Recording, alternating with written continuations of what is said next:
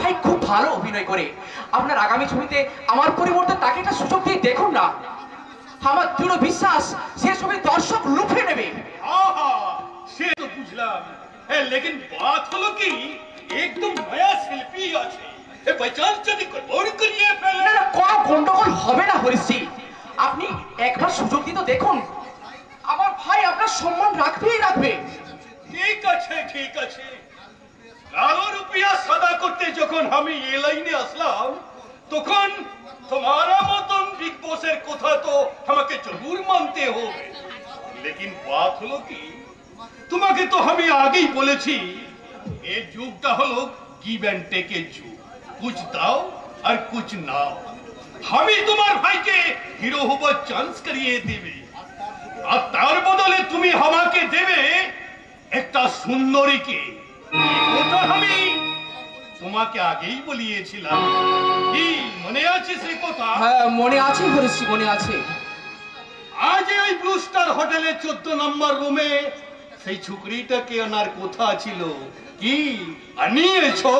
হরিশজি, আমি জীবনে কোনোদিন অন্যায়ের সঙ্গে আপোষ করিনি, কিন্তু আজ প্রথমবার আমার নিজের ভাইয়ের কথা ভেবে সেই অন্যায়ের সঙ্গে আপোষ করতে আমি বাধ্য হয়েছি।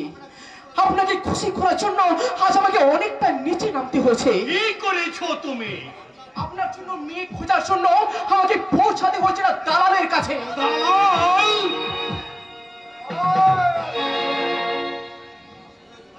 এই সুরেশ বাবুর ভাইকে নায়ক তৈরি করার জন্য আমি সুরেশ বাবুর কথা মতো আপনার জন্য তুলে নিয়ে এসেছি একটা টানাকাটা পরি, অবশ্য সবই টাকার জন্য। আপনি চলে এসেছেন দীপঙ্কর বাবু? হ্যাঁ চলে এসেছি, আপনার মাল আমি নিয়ে এসেছি, কিন্তু আমার মাল্লুটা বলছিলাম কি দীপঙ্কর বাবু, কোনো গন্ডগোল হবে না তো? মানে মেয়েটাকে সব বুঝিয়ে দিয়েছেন? হ্যাঁ হ্যাঁ আমি সব বুঝিয়ে দিয়েছি, আপনি নিশ্চিন্ত থাকুন। শুধু মুখের কথায় নয়, আমার হাতের চাবুক ওকে সব বুঝিয়ে দিয়েছে। लेकिन बात হলো কি তাহলে তো দেরি করছেন কেন? বুলান আপনাদের টানাকাটা পুরীকে হবে আমি বুলান। বলেছি আপনার যে তর্স হয়েছে না, আরে ঠিক সময়ে আপনার জরুর চলিয়ে আসবে। হ্যাঁ হ্যাঁ, আরে এসো এসো ডার্লিং, এসো এসো এসো, কাছে এসো কাছে এসো। আরে তো ভয় পাবার কিছু নেই, বলেছি আপনার শক্তিকে সামলা।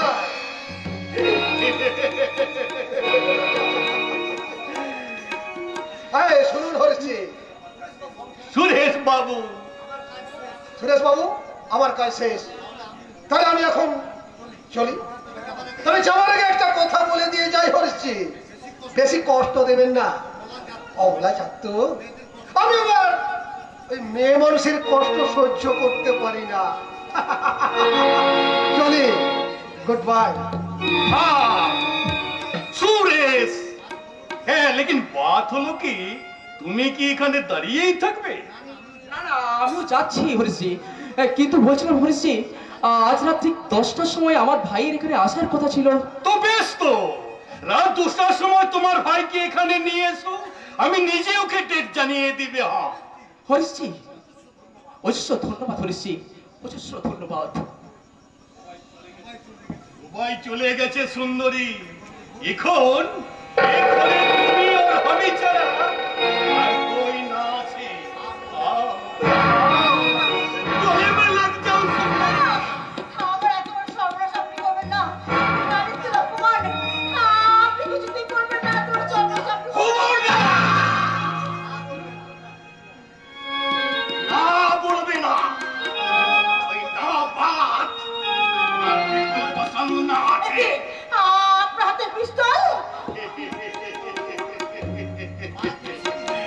लेकिन बात হলো কি ये পিস্তল নিয়ে তোমার ভয় পাবার কোনো কারণ নেই সুন্দরী।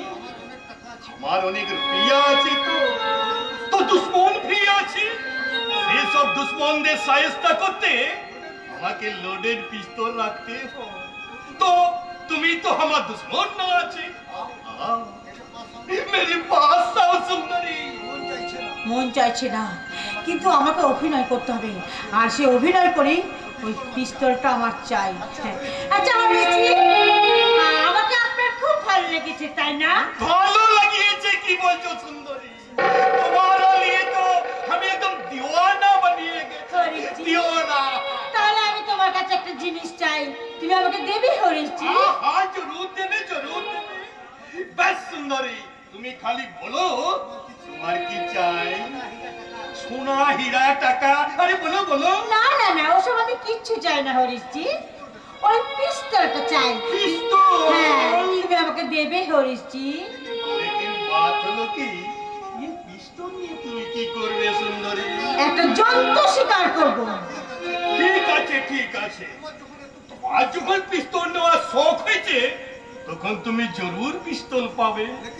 লেকিন তার আগে একটু নাচা গানা করে আমার দিলটাকে খুশ করিয়ে দাও। আমি শুনেছি কি তুমি ভালো নাচা গানা করতে পারো। পারবো পারবো হরিশজি, পারবো। তুমি যখন আমাকে কথা দিচ্ছ তখন আমিও চেষ্টা করবো। লাইলা লাইলা ऐसे हो लैला, हर कोई चाहे मुझसे मिलना के। लैला लैला ऐसे हो लैला, हर कोई चाहे मुझसे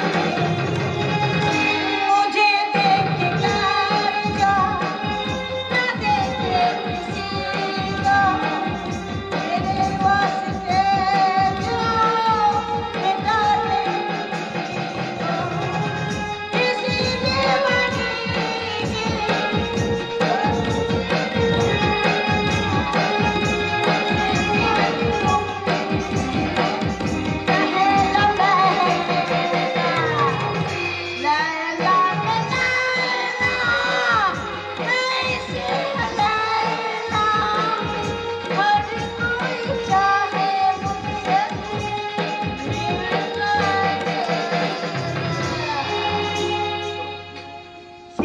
কি বলছো তুমি? হ্যাঁ ঠিকই বলছি রাজা, শেষমেশ ওই মেয়েটাকে ভেট দিয়ে তবে আমি রাজি করিয়েছি। শোন, এতক্ষণে মেয়েটা হয়তো তার সর্বস্ব লুটিয়ে দিয়ে হরিশজিকে রাজি করিয়েছে। এরপর রাত ঠিক 10টার সময় তোর সঙ্গে হরিশজির অ্যাপয়েন্টমেন্ট আছে। চল দেরি না করে তাড়াতাড়ি শুভ কাজটা সেরে ফেলি। দাদা, যে মেয়েটি তার সর্বত্র খুঁয়ে আমাকে সুযোগ পেতে সাহায্য করলো, সে মেয়েটির সামনে দাঁড়ালে আমি নিজেকে অপরাধী মনে হবে দাদা। আমি ওখানে যাবো না দাদা। রাজা রাজা শোন, বড় হতে গেলে অনেক দুর্যোগ কাটিয়ে উঠতে হয়। এমন একটা সুযোগ তুই হাতছাড়া করিস না রে ভাই। Try to understand.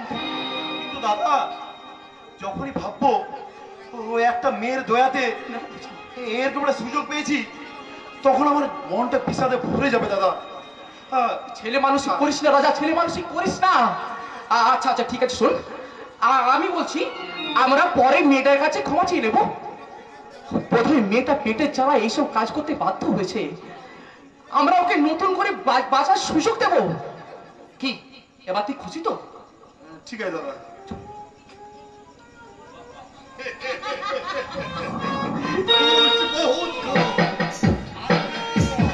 আজ অনেকদিন পর আমার দিনকে একদম ভরিয়ে গেল সুন্দরী। সত্যি তুমি জাদু জানে। তাতে আমার মন চাইছে তোমাকে আর কিছু দিতে। শুধু পিস্তল কেন, তোমার যদি আর কিছু চাওয়ার থাকে চাইতে পারো। আমাকে একটুখানি বিষ এনে দিতে বলা হয়েছে। হ্যাঁ, বিষ। এই পৃথিবীর পর আমার বিতৃষ্ণা জন্মে গেছে, আমি আর বাঁচতে চাই না। পারবে আমাকে একটুখানি বিষ এনে দিতে। বিষ। জয় শ্রীরাম, জয় শ্রীরাম। ये तो पूरा बांग्ला सिनेमा का डायलॉग আছে। हमें তোমাকে বিষ দিবে, তুমি বিষ খাবে, আর হাউর আমি কেস খাবে। তুমি কি আমাকে বুদ্ধু পেয়েছো সুন্দরী? আজ থেকে তুমি আমার সাথে নয়া ফ্ল্যাটে চলো, আমি তোমাকে রানী মাফিক রাখবে। আসবো অবশ্যই আসবো। আরে সুরেশ, এসো এসো এসো, আমি বহুত খুশ হয়েছে। হ্যাঁ, তোমার ভাইকে নিয়েছো? হ্যাঁ নিয়ে এসেছি, বাইরে অপেক্ষা করছে। बहुत खुश, बहुत खुश। তোমার ভাইকে বলে দেবে কি আনে वाला মহিনার পয়লা তারিখে আমার শুটিং হবে। ওই দিন সকাল 9টায় ওই সান স্টুডিওতে চলে এসো, আমি কাম স্টার্ট করিয়ে দিবে। হ্যাঁ, কি তুমি খুশ তো? হ্যাঁ খুশি, খুব খুশি হয়েছি।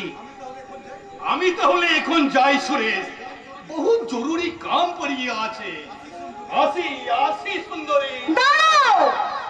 দাঁড়াও নরপশি হরিশ আগরওয়াল, তোমার জরুরি কাজটা মেটানোর আগে আমার জরুরি কাজটা তুমি মিটিয়ে দিয়ে যাও। तुम्हारा जरूरी काम मतलब? আমার ইজ্জতের দাম। আমি সারা জীবন ভুল বুঝে একটা নোংরা ছেলে দীপঙ্করকে জীবন সঙ্গী হিসেবে গ্রহণ করে তোমার কাছে যে ভুলের মাসুল দিয়েছি, সেই মাসুল আমি কড়াই গন্ডাই আদায় করে নিলাম।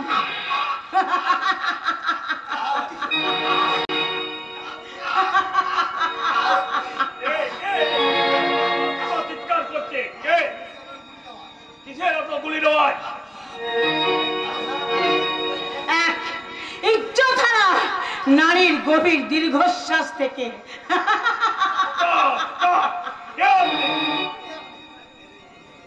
मेरे जिंदगी का कान नागिन আছে।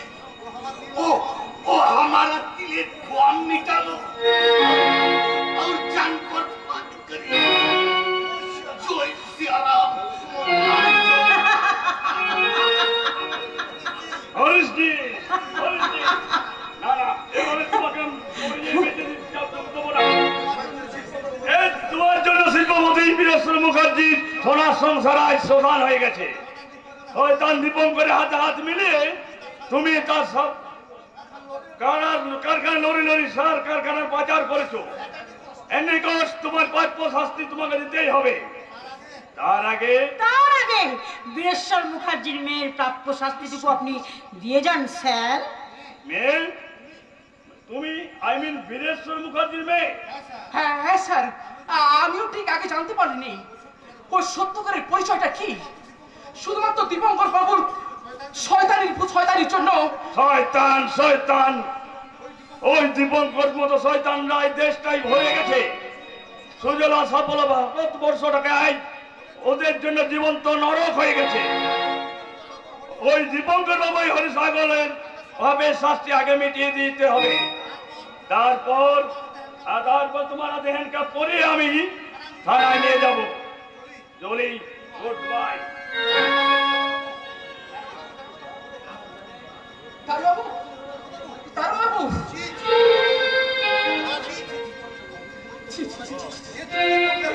তুমি কি করলে? আপনি আমাকে বোন বলে ডাকবেন না। আমার মতো মেয়ে যদি আপনার বোন হতো, বোন ভাবতেন, তবে পারতেন ওদের হাতে আমার ইজ্জতকে আপনি এইভাবে বিক্রি করে দিতে। কারোর ইজ্জতের বিনিময়ে আমার জীবনে প্রতিষ্ঠা চাই না। কে?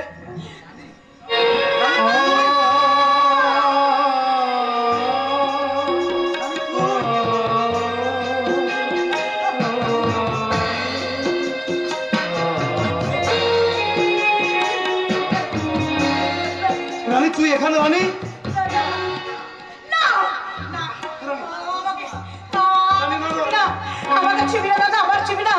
আমার সারা শরীর কলঙ্কিত হয়ে গেছে। এই কলঙ্কিত মুখ নিয়ে আমার বুঝতে কোনো অধিকার নাই। তাই তোদের পবিত্র মন থেকে আমি সরে যাওয়ার জন্য এই পিস্তল আমি আমার নিজের হাতে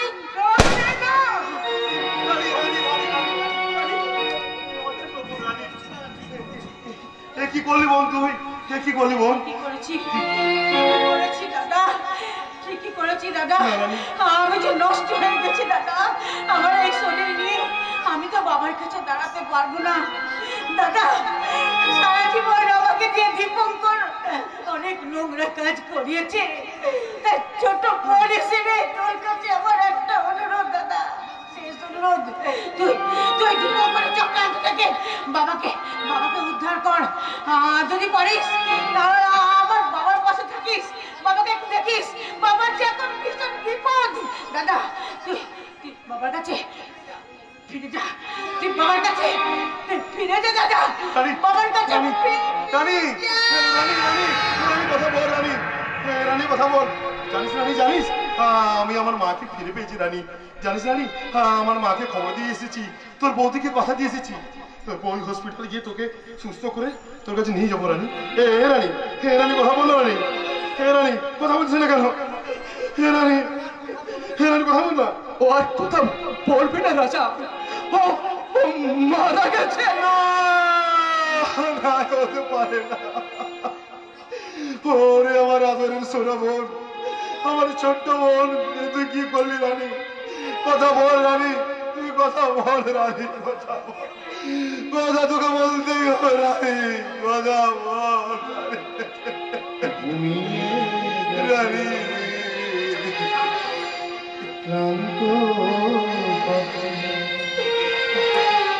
গাহিবে না মায়ার বাগান ছেড়ে চলে গেছে বুক ভরা।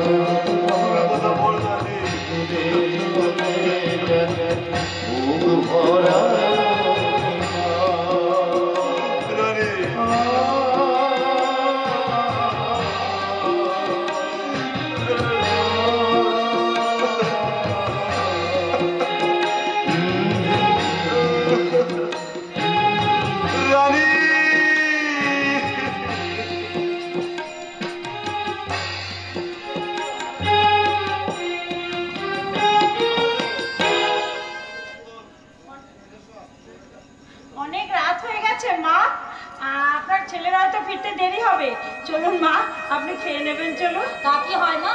এতদিন পর যখন ছেলেকে কাছে পেয়েছি তখন ছেলেকে না খাইয়ে মা কি কখনো খেতে পারে? কিন্তু তাছাড়া আমার মনের খিদে পেটের খিদেকে একদম প্ল্যান করে দিচ্ছে। কিন্তু অবনী মঙ্গল এরা সব গেল কোথায়? ওই মুখার্জি পরিবারের মরাটাকে এক সুতোয় গাঁথার জন্য রাতের অন্ধকারে মুখার্জি বাড়ির বাগান থেকে চুরি করে এনেছি মালার আসল সুতোয় স্যারকে। কি বলছো মঙ্গল? কই? ও এসে গেছে। ওগো তুমি এসে গেছো। মঙ্গল, চাঁদের চেয়ে সূর্য অনেক বড়, তবু সূর্য চাঁদকে আলো দেয়। ওগো তোমার কথাগুলো শুনতে আজ আমার ভীষণ ভালো লাগছে। আর সেই সঙ্গে বলতে ইচ্ছে করছে, বাসবো ভালো রাখবো এই জীবন হাসে গানে, তাই মনে হয়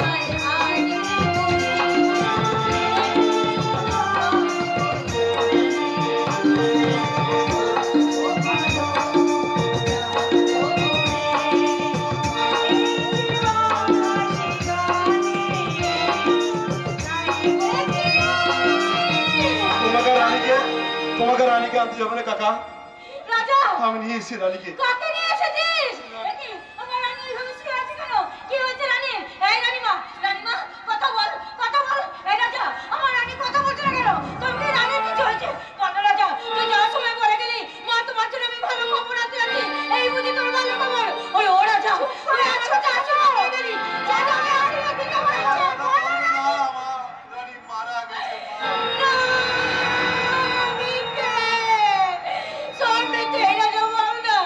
তুই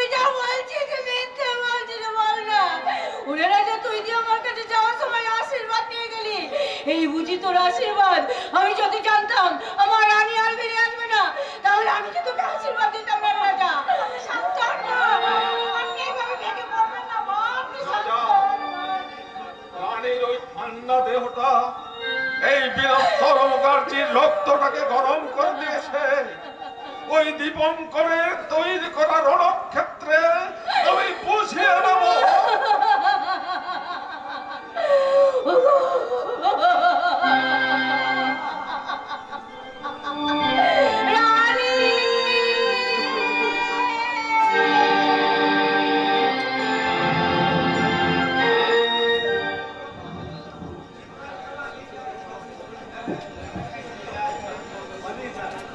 পালিয়ে যাই, হ্যাঁ পালাতেই হবে। ওগো পৃথিবীর এই অসহায় মা বাবার দল, কেউ যেন তোমরা চোখের ঘুম আর মুখের আহার বিসর্জন দিয়ে ছেলে মেয়েকে মানুষ করে আমার মতো এমন ভুল আর করো না। আজ কতদিন ধরে পেট ভরে খেতে দেয়নি, শান্তিতে ঘুমোতে দেয়নি, একটা ছোট্ট চোরা কুঠুরিতে আটকে রেখে আমাকে চাবুকের পর চাবুক মেরেছে। আমি ভুল করেছি। দীপঙ্কর, না না, ভয় করছো কেন? ছেলে হয়ে আমি যদি কোনো ভুল করেই থাকি, বাবা হয়ে আমার সেই ভুল সংশোধন করার সুযোগটুকু তুমি দেবে না বাবা? নিশ্চয়ই যাবো, কিন্তু সত্য করে বলতো বাবা, কেন তুমি এমনি করে আমাকে চাবুকের পর চাবুক মেরেছো? ওটাই তো আমার জীবনের সবচেয়ে চরম ভুল বাবা। আর সেই ভুলের প্রায়শ্চিত্ত করতে কি করতে চাস তুই? তোমাকে আমি মেরে ফেলতে চাই। দীপঙ্কর, চপ, তোমাকে মই হিসাবে ব্যবহার করে আমি আমার সৌভাগ্যের সিংহদরজায় পৌঁছে গেছি। তাই আজ ছেলের কাছ থেকে বাবার একমাত্র পাওনা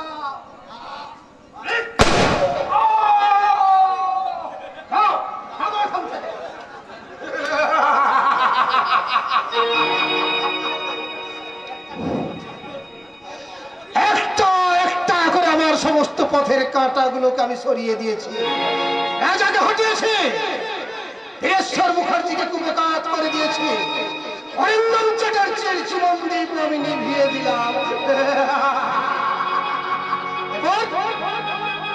এরপর আমার পথের কাঁটায় খেয়ে মানে সুরেশ কুমার। ঠিকই বলেছো ওস্তাদ, ওই সুরেশ কুমারই হলো তোমার পথের কাঁটা, কারণ ও বীরেশ্বর মুখার্জির ছেলে। কি বললি তুই? এ কথা নাকি সত্য? হ্যাঁ ওস্তাদ, এই মন্টু কখনো মিথ্যা কথা বলে না। রাজাকে এতদিন ধরে যে আশ্রয় দিয়েছে, ওই বিখ্যাত ফিল্ম স্টার সুরেশ কুমারই হলো বীরেশ্বর মুখার্জির প্রথম পক্ষের সন্তান। এ তুই কি বলছিস রে মন্টু? এ তো মেঘ না চাইতেই বৃষ্টি। সাবাস সাবাস মন্টু, তুই আজ আমাকে একটা খুব ভালো খবর শোনালি। কিন্তু ওস্তাদ, একটা কথা তো আমি কিছুদিন ধরে ভেবেই পাচ্ছি না। তোমার বাবা অরিন্দম চ্যাটার্জির তো প্রচুর টাকা, কিন্তু সেই টাকা তুমি আত্মসাৎ না করে ওই মুখার্জি বাড়িটাকে তছনছ করছো কেন? মন্টু, আমার জীবনের অতীত ইতিহাসটা তো কেউ জানে না। অতীত ইতিহাস? অতীত ইতিহাস। আমি ওই অরিন্দম চ্যাটার্জির ছেলে দীপঙ্কর চ্যাটার্জি নই। আমি হচ্ছি ঢাক প্রচারকারী কুখ্যাত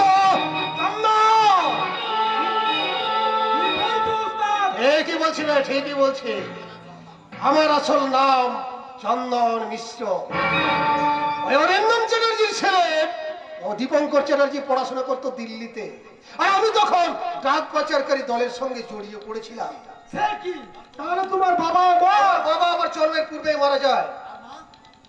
আর মা? আমার মা ঝিয়ের কাজ করতো এই মুখার্জি বাড়িতে। আমি তখন খুব ছোট, আমি মাত্র 10টা টাকা চুরি করেছিলাম। সেই অপরাধে বীরেশ্বর মুখার্জি আমাকে এবং আমার মাকে অপমান করে ঘাড় ধাক্কা দিয়ে বাড়ি থেকে বার করে দেয়। তারপর আমি মিশে গেলাম অন্ধকার জগতে। প্রথমে শুরু হলো প্যাকেট মার, তারপর ব্যাগ ডাকাতি, তারপর ডাক পাচারকারী দলের সঙ্গে ডাক পাচার করতে গিয়ে দিল্লিতে একটা কর্তব্যরত পুলিশ অফিসারকে আমি মার্ডার করে দিই। আর ঠিক সেই রাত্রে পুলিশ আমাকে তাড়া করতে থাকে। আমি ছুটছি ছুটছি ছুটছি ছুটতে আমি একটা প্রাচীর টপকে ওই ইঞ্জিনিয়ারিং কলেজের গেটের মধ্যে ঢুকে পড়ি। তারপর আরো চলতে মধ্যে দেখতে পাই আমি যার ঘরে ঢুকেছি সেই ছেলেটা আমার মতো দেখতে। আর হঠাৎ করে আমার মাথার মধ্যে বদ বুদ্ধি খেলে গেল। আমি সেই রাত্রে সেই ছেলেটাকে খুন করলাম। তারপর তার ফাইলটা খুলে দেখলাম তার নাম দীপঙ্কর চ্যাটার্জি, অরিন্দম চ্যাটার্জির ছেলে। তাই দীপঙ্কর চ্যাটার্জির ছদ্মনামে আমি দিল্লি থেকে চলে এলাম ওই অরিন্দম চ্যাটার্জি। তুমি তো পুরো হিন্দি সিনেমার গল্প শোনালে, তুমি তো সারা দেখছি একটা বিষাক্ত মাল। কিন্তু গুরু, বহুদিন আত্মহত্যার খবর পেয়ে রাজা সুরেশ আর বীরেশ্বর বাবু তো এখানেই ছুটে আসবে। এখন কি করবে? আরে আমার সমস্ত প্ল্যান প্রোগ্রাম তৈরি হয়ে গেছে। আমি আমার লোকজনকে পাঠিয়েছি ওই কাবেরীকে তুলে আনতে। কিন্তু মন্টু, একটা কথা আমি বুঝতে পারছি না, ওই সুরেশ কুমার যে বীরেশ্বর মুখার্জির ছেলে, এ কথাটা তুই জানলি কি করে? তোমার সঙ্গে থাকতে থাকে না আমারও মাথার মধ্যে একটু একটু করে কুবুদ্ধি গুলো খুলে গেছে। তাই তো সেদিন বীরেশ্বর মুখার্জিকে নিয়ে যেতে যখন এই বাড়িতে অবনী আর মঙ্গল এসেছিল, আর আমি ওদের নিজেদের মধ্যে আলোচনা করছিল, আমি আড়াল থেকে ওদের সব কথা শুনে নিয়েছি। ভালো করেছিস বন্ধু, ভালো করেছিস। এলে তোর কাজের বকশিস। সে কি উস্তাদ, কাজ শেষ হলে বলেছিল এখন দেখছো মাত্র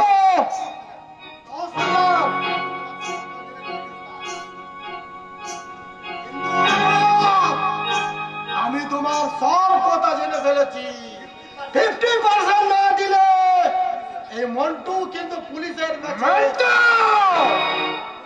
ভুলে যাস না আমি শালা যা তাহারাম। তাই তোর মতো একটা পিঁপড়েকে পিষে মারতে আমার 1 সেকেন্ডও সময় লাগবে না। এবারের মতো মাফ করে দেবো।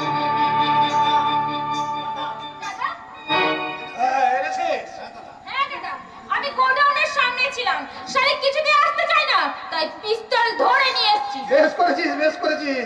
কিন্তু কি করেছিস পাখি, কি করেছিস? এই মুখার্জি বাড়ির বউকে কেউ এইভাবে কষ্ট দেয়?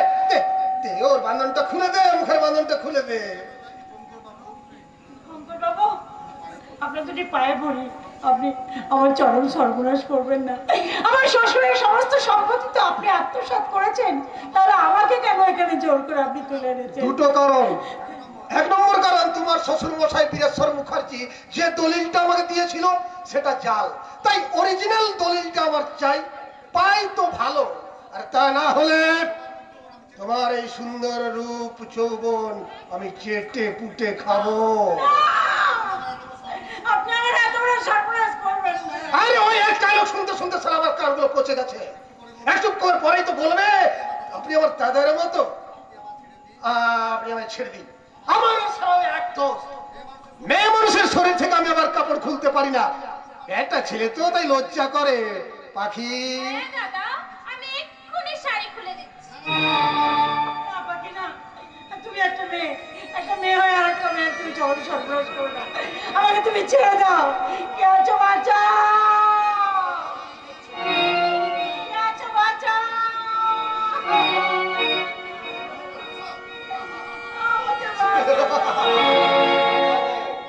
যুদ্ধের পোশাক পরে রণক্ষেত্রে যখন এসেছি তখন নিশ্চয়ই বাঁচাবো। বাবা আমাকে বাঁচাও।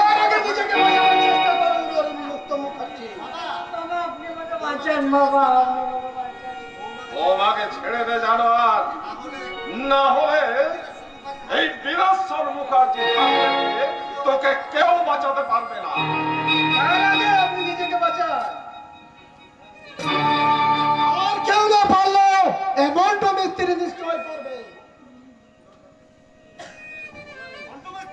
মন্টু মিস্ত্রি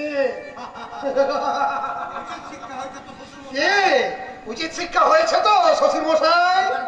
এবার বলুন কোথায় আছে সেই আসল দলিল? আসল দলিল আসল মালিকের কাছে রে মিস্টার দীপঙ্কর চ্যাটার্জি।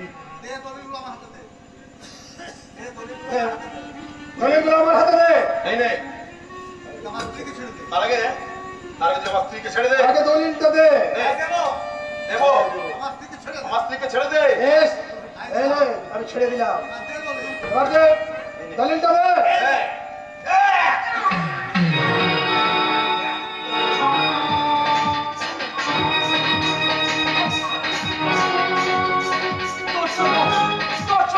বাবা মায়ের আদর থেকে বঞ্চিত হয়েছি, তোর জন্য আমি হারিয়েছি আমার বোনকে।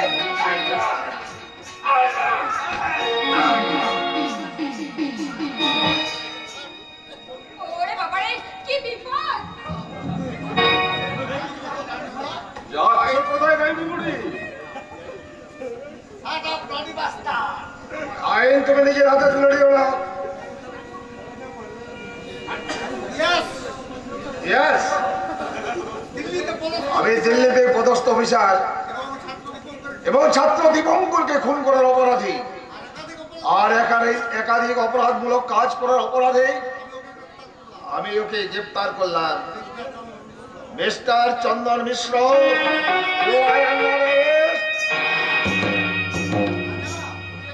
দাদা, বৌমা, বৌমা, রাজা, তোমরা সব ঠিক আছো তো? তোমরা সবাই ঠিক আছো তো বলো? হ্যাঁ মা, আমাদের কিচ্ছু হয়নি মা, তোমার আশীর্বাদ মাথায় নিয়ে আমরা ভালো আছি মা। হ্যাঁ শান্তিলতা, ওই শয়তানটা তৈরি করা কুরুক্ষেত্রে এই মুখার্জি পরিবারের মিলন ক্ষেত্র তৈরি হয়েছে।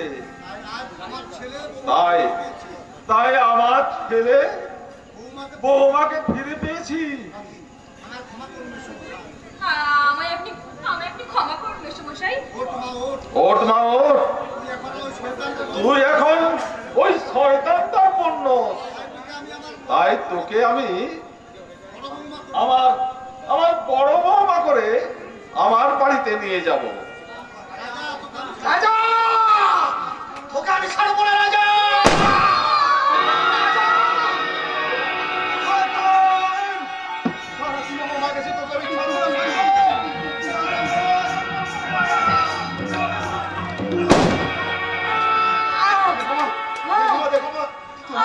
কেড়ে নিয়েছে মা, আমি তাকে শাস্তি দিয়েছি মা, আমি শাস্তি দিয়েছি মা। ও রাজা, সুরেশ, বড় বৌমা, ছোট বৌমা, তোমরা সবাই কোথায়? এসো, তোমরা আমার পাশে এসো। ওরে ও কাবেরী, আমার পাশে এসে বস। বাবা তুমি কোথায়? এখানে এসো। আমি তোমাদের সাথে সেই মিলিত হলাম, কিন্তু বড্ড দেরি হয়ে গেল গো, দেরি।